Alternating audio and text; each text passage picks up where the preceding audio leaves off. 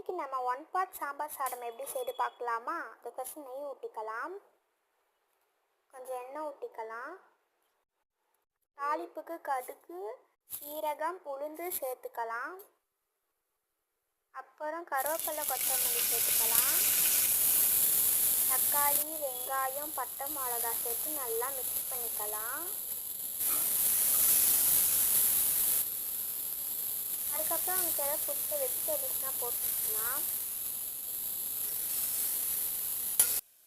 Mix பண்ணிவிட்டு அப்புறம் மிளகாத்தூள் சேர்த்துக்கலாம்.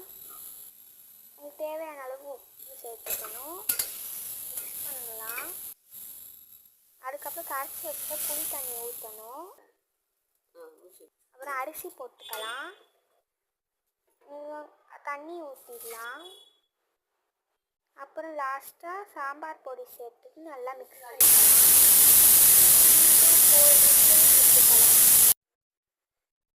ப்ரெஷர் விட்டோன்னே எடுத்து கொரியாண்டர் போட்டு சர்வ் பண்ணிக்கலாம். Thank you for